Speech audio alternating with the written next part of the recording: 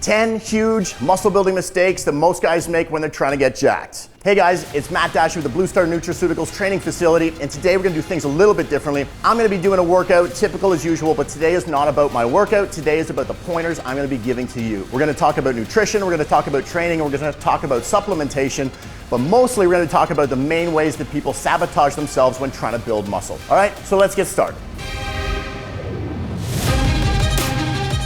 All right guys, so point number one is to make sure that you're eating enough calories, okay? A great starting point for most people is going to be about 16 to 20 calories per pound of body weight, assuming you're fairly lean to start. If you're really overweight to begin with, which is totally cool, you don't have to worry about having a ton of excessive calories, but you wanna make sure that you're usually in there as your starting point. What I usually tell my clients and what I do myself is stick to around that range for the first couple weeks and then see how you're progressing. If you're putting on a little bit extra fluff too fast, you can cut that down a little bit. If you're not gaining the weight you want, you can make sure you increase that a little bit. But the most important thing to keep in mind here is that it's not just about protein. That's going to be the next point. But one of the things that we want with the extra calories is to make sure that we're creating an anabolic state for our body so that we're producing enough anabolic hormones, but also getting the enzymes necessary to turn that protein into muscle. So I'm going to head to the bike now to start off my warm-up. Let's head over there.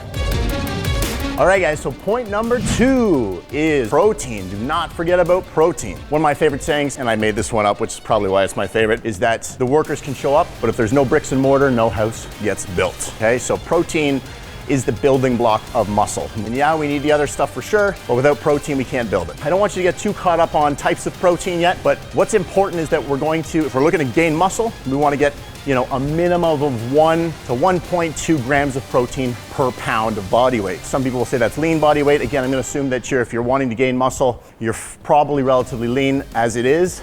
If not, then that's okay. I would still aim to try to get that 1 gram of protein per pound of body weight, because a lot of times it's going to be hard to hit either way. One of the best ways to get proteins in a quick fix, because for a lot of guys it's really tough to get as much as they need on a regular basis, is protein shakes. Honestly, I'm going to make a little bit of a plug right here. One of my favorite protein shakes is the ISO Smooth from Blue Star. I have probably about 2, sometimes 3 a day, depending on what my work day is looking like and how much time I've been able to spend doing meal prep. ISO Smooth is one of my favorite ones. The taste is great, and it's a great way to get in a quick blast of 30, 45 grams of protein. Sometimes I'll do a scoop and a half, and it's quick and easy. All right, convenience is the name of the game when you're trying to put on muscle mass, because frankly, it's tough to get in the amount of protein that you need throughout the day. Also, keep in mind, guys, that supplements are just that. They're supplements. So we do want to get the majority of our protein and of our calories from, whole foods, but sometimes we're going to need to supplement because frankly, we just can't often get everything that we need with the amount of time that we have in a day without it. All right, so I'm gonna head over to the bench press next, and we're gonna move on to our next point, but I'm gonna do about 3 more minutes of cardio. Just kidding, I don't wanna do cardio. Mistake number 3 is avoiding progressive overload. So first off, what is progressive overload? Progressive overload is when we progressively overload the amount of weight that we're using for a specific number of sets and reps, okay? If you have a program, for example, that says 3 sets of 10 to 12 reps, you might pick a weight that's going to allow you to do a set of 12 reps, then you might hit 11, then you might hit 10. You want to stay at that weight in your program until you can get 3 full sets of 12. After that, you don't just stay there because that's what the program says. You want to increase the weight. That's the progressive overload part. It's important to remember that your body will adapt to stimulus. And if you don't provide the right stimulus for it to adapt to, it has no reason to get stronger, okay? So don't avoid progressive overload. Make sure in your program that you're continuing to up the weight, not too early, stick to your rep ranges, but once you hit those rep ranges, that's when you know it's time to increase the weight for your next workout.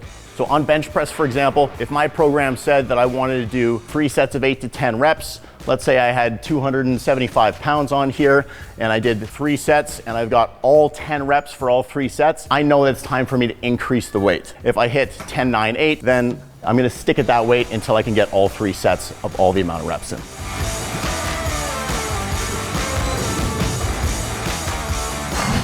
Now, next important point, don't avoid compound movements. A lot of times people think that they want to work on their beach muscles and they want to do all the curls and flies in the world so that they can put on weight. And that's one of the worst ways to try to gain muscle mass. Compound movements are going to allow you to move more weight, engage more muscles, and put on more muscle in less time. Isolation movements have their place. Usually try to keep isolation movements saved for near the end of the workout, or if I'm doing something like a pre or post exhaust technique, and that's something I could talk about in another video. Number 5, the fifth mistake that a lot of times people make when they're trying to gain muscle is they do too much cardio. Why is this a problem?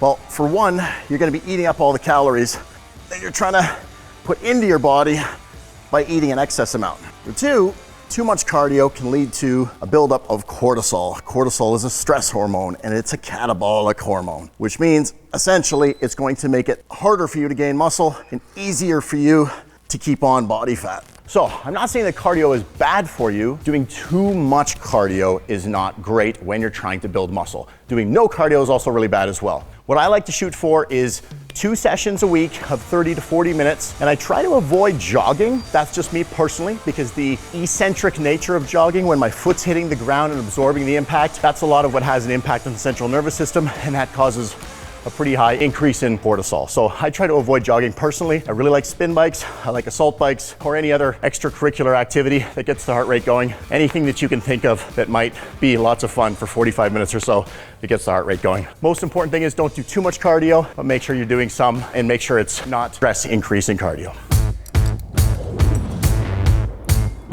All right, tip number 6 is to make sure you're sleeping enough. Now, I gotta be honest with you guys. I've made this mistake for way too many years, not sleeping enough. I used to think that I was tough by not sleeping lots and still being able to get lots done, but really I was hampering my progress big time. Without sleep, you can't recover. Without recovery, you can't build, bottom line. On top of that, when you sleep is when your body creates the most HGH, which is human growth hormone. Okay, so getting good sleep means that you create more anabolic hormones. It helps you to burn fat and retain muscle. And as much as I don't like, doing supplement plugs all the time, one of my all-time favorites is GH Peak. I make sure I take it every night now before I go to bed, and I sleep like a baby, and it makes a huge difference for me. So don't be a tough guy. Don't try to operate on 4 hours of sleep. Make sure you get lots of rest, and trust me, it'll make you tougher in the long run. All right guys, tip number 7, or mistake number 7, is relying too much on supplements. Anytime someone messages me and asks me whether the Blue Star supplements work, I always give them the same answer. I say, yes, of course they work. However, nothing will work for you if you aren't already training hard, eating lots, and resting well. So there is no replacement for proper training, nutrition, and rest. However, supplements can be very helpful. Where people go wrong is when they rely on them too heavily. I use a number of different supplements on a day-to-day basis. Blue Star has a supplement for almost anything that you can imagine. Some of my favorites, obviously, I like Status, GH Peak, big fan of Elevate, actually. It's not the supplement that matters so much as your effort and what you're putting into your nutrition, your training, and your rest. You can't sit on the couch, take a supplement, and get results. What you can do is train, rest, eat, take a supplement, and notice significant improvements. And that's really the point here. Don't expect supplements to do all the work for you. You still gotta put in the work, but understand the importance of the supplement, understand what you're using, why you're using it, and when to use it. And at Blue Star, we got something for you no matter what your need is. Don't rely too heavily on them, but know their place. So guys, the take home point here is, do supplements work?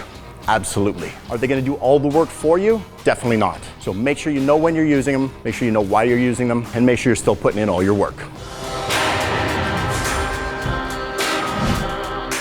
All right guys, point number 8 would be to avoid supplements entirely. That would be a big mistake. So my personal experience over the years as I've been trying to continually gain muscle mass and strength, well, for one, frankly, eating 220 grams of protein a day, all in chicken, steak, gets terribly expensive. So cost efficiency is gonna be a big bonus to supplementation use. Another thing is convenience. Being able to get a ton of micronutrients very quickly without having to source out, for example, 38 different whole foods and go through the grocery store spending hours trying to find every single one. That's a big deal. Our Roughage supplement has 38 whole foods. Not many places can you go to and in one scoop get all of those micronutrients, all of those antioxidants in one blast. Creatine is another great example.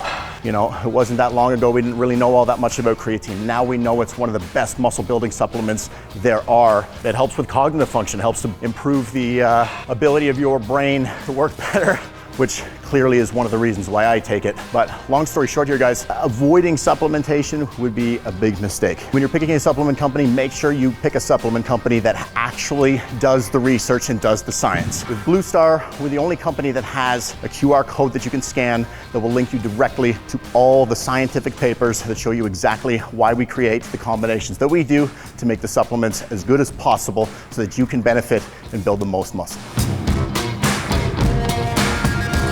Point number 9 is to make sure you don't avoid doing your mobility work. I'm a huge proponent of mobility work. You guys don't know this, but I just had my 40th birthday about a month ago. And I can still remember back when I was 30, I was strong as hell, but I can remember specifically thinking that if I didn't start doing mobility work, I was gonna be in a wheelchair by the time I was 40. I made a point to start doing it every single workout. And there's a number of key reasons besides the obvious why. What made mobility work super important for me, aside from just getting past the aches and pains of becoming an old man, was understanding that by increasing my mobility, it was restoring length-tension relationships in my body. And essentially what that means is that I was making myself stronger. If you have a muscle group on one side that is short and overactive, chances are on the other side you've got a muscle group that's lengthened and inhibited, both of which will be much weaker as a result. I could take a really strong, immobile person and make them stronger by doing nothing but mobility work with them for a couple weeks. That, to me, is what started to make mobility work sexy. But as I got older, waking up, not being in pain, being able to get in and out of my sports car, being able to play with other people's kids because I don't have any, but not feeling like an old man, critically important. Don't avoid mobility work. Because the fact of the matter is, mobility is just cool.